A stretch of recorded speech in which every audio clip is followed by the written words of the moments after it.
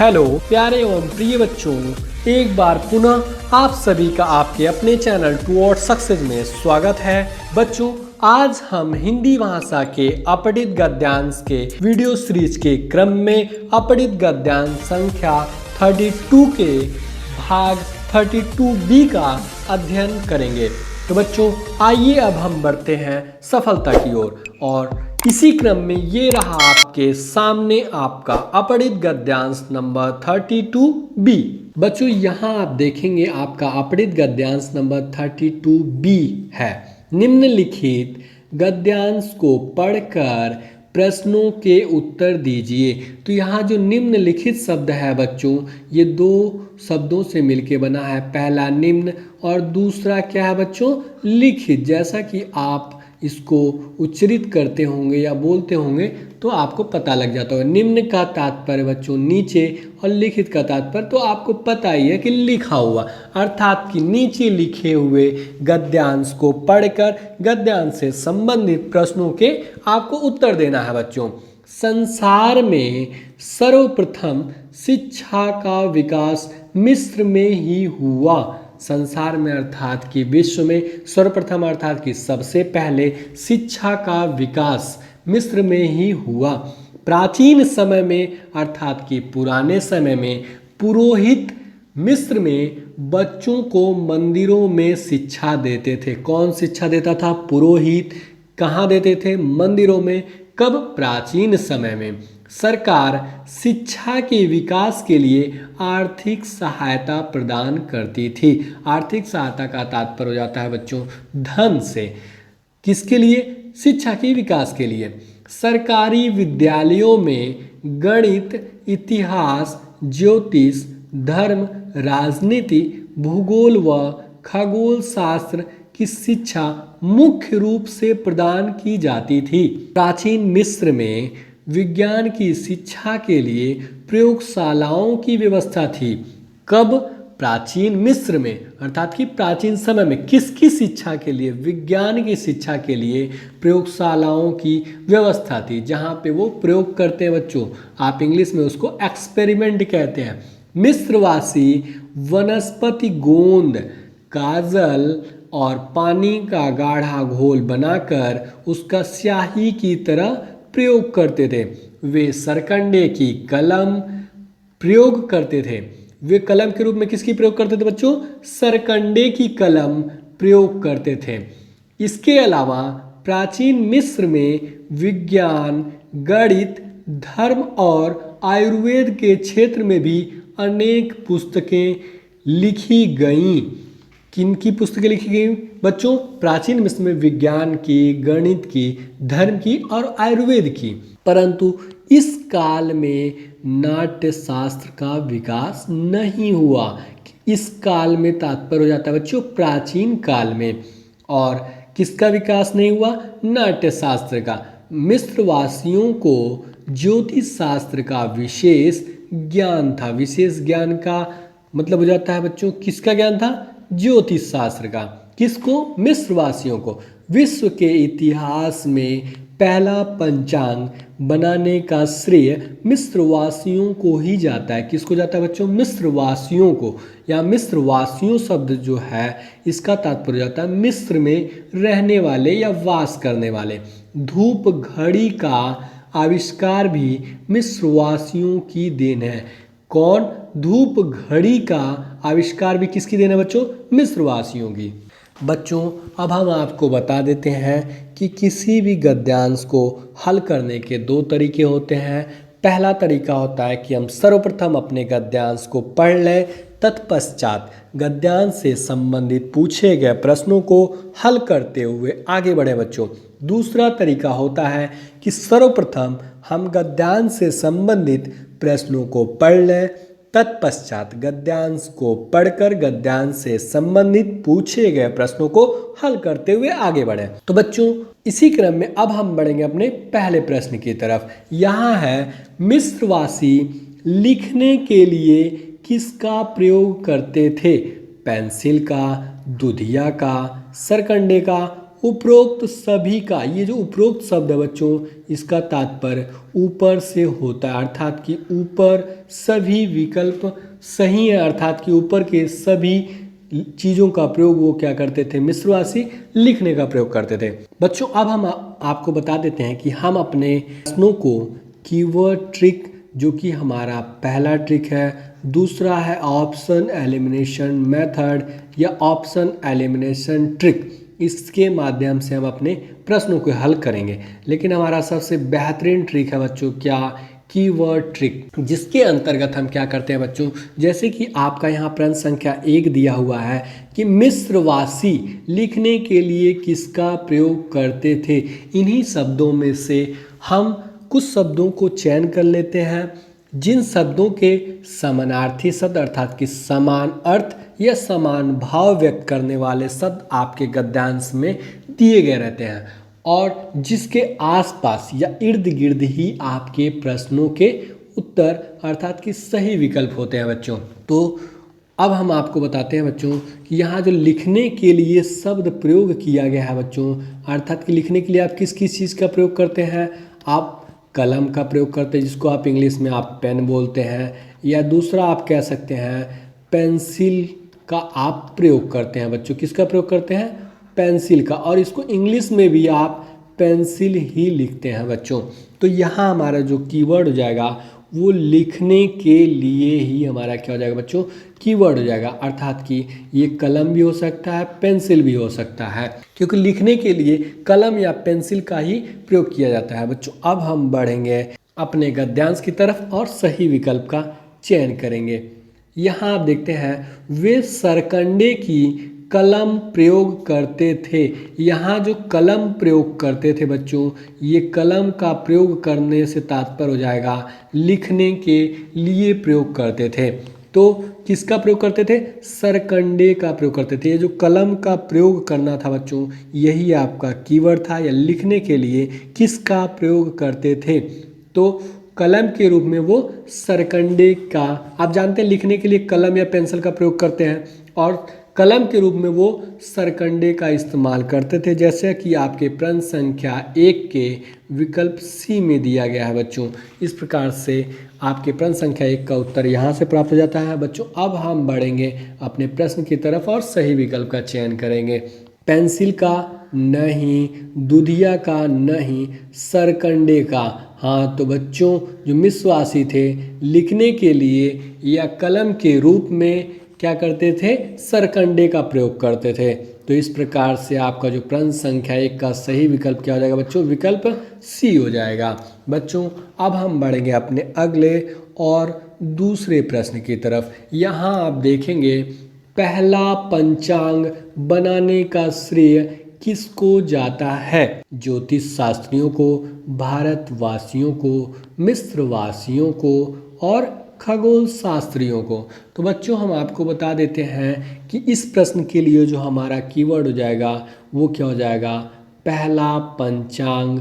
यही शब्द हमारे क्या हो जाएंगे, कीवर्ड हो जाएंगे, जिसे हम अपने गद्यांश में ढूंढेंगे और सही विकल्प का चयन करेंगे। तो जैसा कि आप यहाँ गद्यांश के अंत में देखते हैं कि विश्व के इतिहास में पहला पंचांग बनाने का श्रेय मिस्रवासियों को ही जाता है। यहाँ जो पहला पंचांग शब्द है बच्चों, यही हमारा था कीवर्ड। तो पहला पंचांग बनाने का श्रेय किसको जाता है, मिस्रवासियों को जाता है, जैसा कि आपके प्रश्न संख्या 2 के विकल्प सी में दिया गया है बच्चों कि पहला पंचांग बनाने का श्रेय किसको जाता है, मिस्रवासियों को जाता है बच्चों। अब हम बढ़ेंगे अपने प्रश्न की तरफ और सही विकल्प का चयन करेंगे।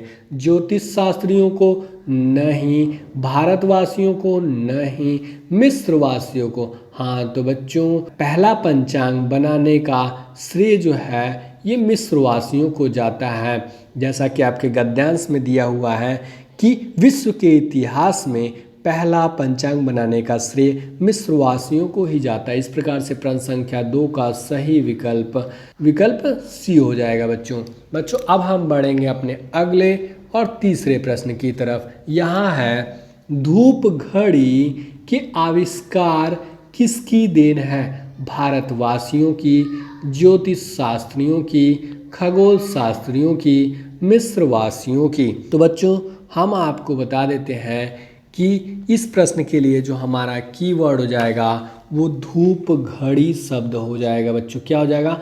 धूप घड़ी शब्द हमारा कीवर्ड हो जाएगा कि धूप घड़ी का आविष्कार किसके द्वारा किया गया था। बच्चों अब हम बढ़ेंगे अपने गद्यांश की तरफ और सही विकल्प का चयन करेंगे। यहाँ आप अपने गद्यांश के अंत में देखते हैं धूप घड़ी का आविष्कार भी मिस्रवासियों की देन है।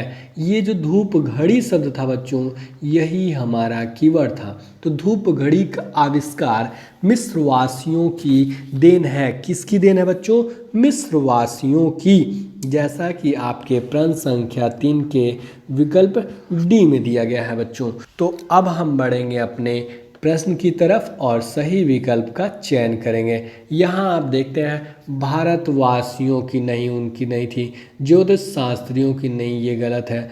खगोल शास्त्रियों की, ये भी गलत है। मिस्रवासियों की, जैसा कि आपके गद्यांश में दिया हुआ है धूप घड़ी का आविष्कार भी मिस्रवासियों की देन है। वो जो विश्व के इतिहास में पहला पंचांग बनाने का श्रेय भी मिस्रवासियों को ही प्राप्त था बच्चों। और ये जो धूप घड़ी थी या इसका भी आविष्कार मिस्रवासियों की देन थी। इस प्रकार से आपका प्रश्न संख्या 3 का सही विकल्प डी हो जाएगा। बच्चों अब हम बढ़ेंगे अपने अगले और चौथे प्रश्न की तरफ। सर्वप्रथम शिक्षा का विकास कहाँ हुआ था? अमेरिका में, मिस्र में, जापान में, भारत में। तो बच्चों हम आपको बता देते हैं कि इस प्रश्न में हमारा जो कीवर्ड हो जाएगा शिक्षा का विकास होना ही हमारा क्या हो जाएगा बच्चों? कीवर्ड हो जाएगा। सर्वप्रथम का तात्पर्य हो जाता है बच्चों सबसे पहले। क्या हो जाता है बच्चों? सबसे पहले हो जाता है। और हमारा कीवर्ड क्या है? शिक्षा का विकास, जिसे हम अपने गद्यांश में ढूंढेंगे और सही विकल्प का चयन करेंगे। बच्चों आप गद्यांश के आरंभ में देखेंगे संसार में सर्वप्रथम शिक्षा का विकास। ये जो शिक्षा का विकास था बच्चों यही हमारा कीवर्ड था। सर्वप्रथम शिक्षा का विकास कहाँ हुआ था बच्चों? मिस्र में। जैसा कि आपके प्रश्न संख्या 4 के विकल्प बी में दिया गया है बच्चों। तो इस प्रकार से प्रश्न संख्या 4 का सही उत्तर आपको यहाँ से प्राप्त हो जाता है। बच्चों अब आप तो देख ही होंगे आपके जो कीवर्ड है आपकी कितनी मदद कर रहे हैं आपके प्रश्नों को हल करने में। अमेरिका में नहीं, मिस्र में हाँ। तो बच्चों हम आपको बता देते हैं कि आपके गद्यांश के अनुसार और आपके कीवर्ड के अनुसार आपका जो प्रश्न संख्या 4 का सही विकल्प क्या हो जाएगा बच्चों? विकल्प बी हो जाएगा बच्चों। अब हम आपको बच्चों बता देते हैं जैसा कि हमने चर्चा किया था हम अपने प्रश्नों को ऑप्शन एलिमिनेशन मेथड या ऑप्शन एलिमिनेशन ट्रिक से भी हल करते हैं बच्चों। तो हम आपको बता देते हैं कि ये ट्रिक हमारा थोड़ा सा कम काम आता है लेकिन बहुत ही कारगर होता है बच्चों। तो इसके अंतर्गत हम क्या करते हैं, जैसा आप जानते हैं कि आपके प्रश्न के लिए 4 विकल्प दिए गए रहते हैं बच्चों। और उन 4 विकल्पों में से आपका क्या होता है? एक ही विकल्प जो होता है बच्चों क्या होता है? वो सही विकल्प होता है बच्चों। और इसी का हमको क्या करना होता है? चयन करना होता है।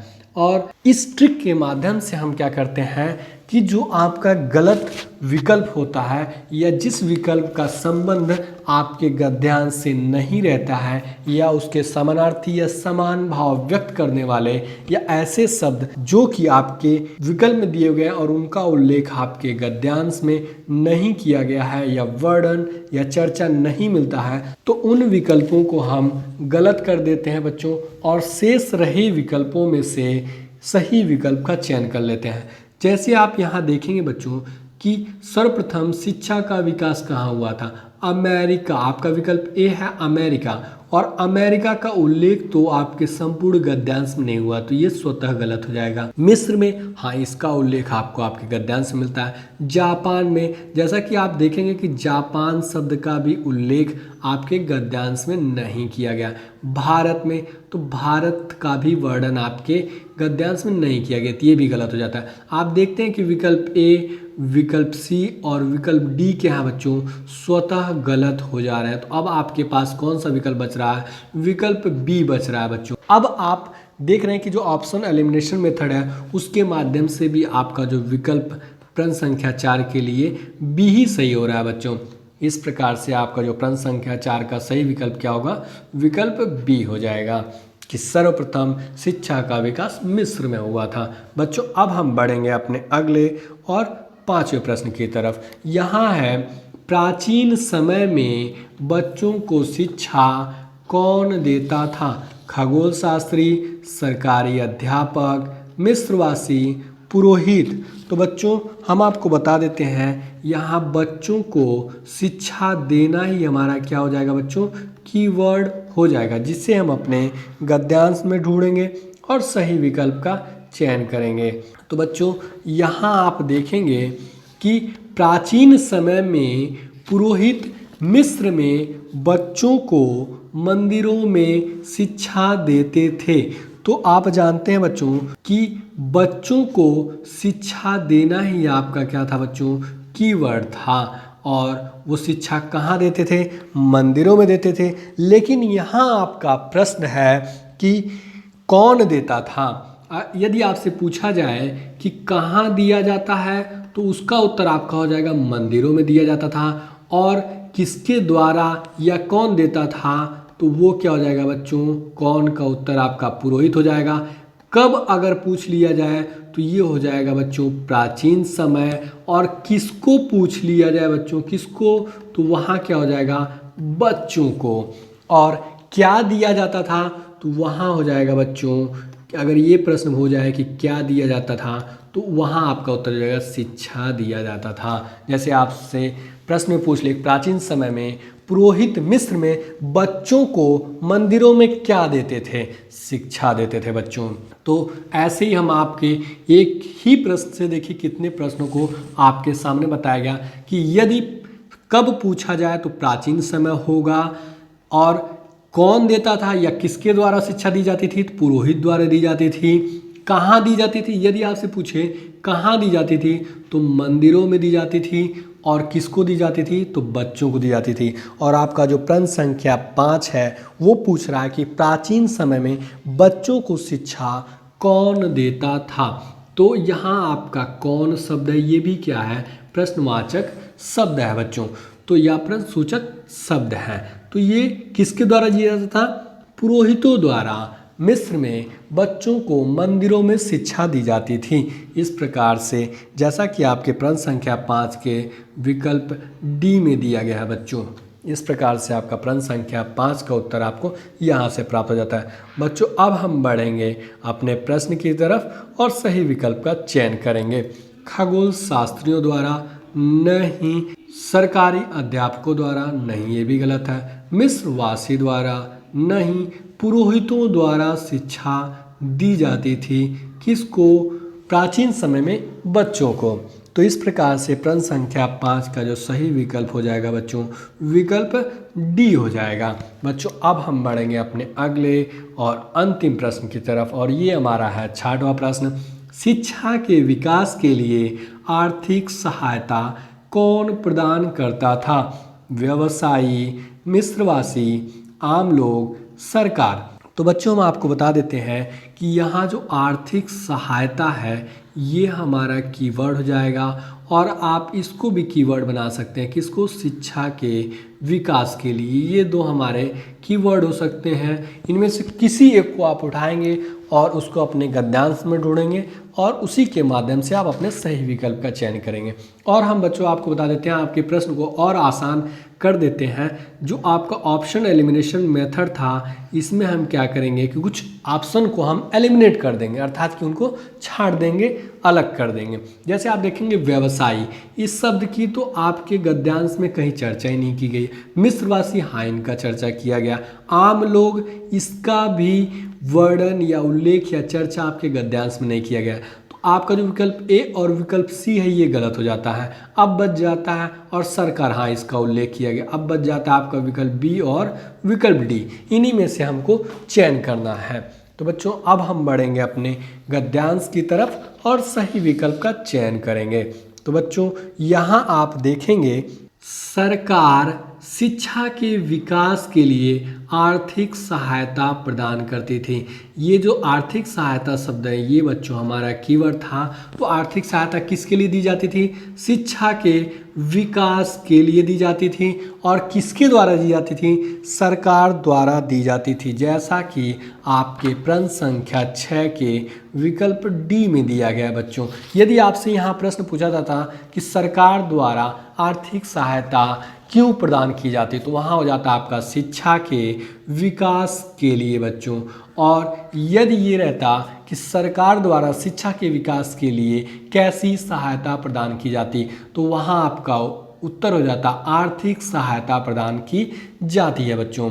और किसके द्वारा की जाती है? जैसा कि आपका प्रश्न संख्या 6 है कि शिक्षा के विकास के लिए आर्थिक सहायता कौन प्रदान करता था या किसके द्वारा प्रदान किया जाता था, तो वो जो है सरकार द्वारा प्रदान किया जाता है। अब बच्चों हम बढ़ेंगे अपने प्रश्न की तरफ और सही विकल्प का चयन करेंगे। अब तो आप बच्चों देखेंगे आपका जो ऑप्शन एलिमिनेशन मेथड है या ट्रिक है या आपका जो सबसे इम्पॉर्टेंट ट्रिक कीवर्ड ट्रिक है वो आपकी कितनी मदद कर रहा है आपके प्रश्नों को हल करने में। मिश्रवासी नहीं, आपके गद्यांश में स्पष्टतया दिया हुआ है कि सरकार द्वारा शिक्षा के विकास के लिए आर्थिक सहायता प्रदान की जाती थी। इस प्रकार से आपका जो प्रश्न संख्या 6 है उसका सही विकल्प क्या हो जाएगा?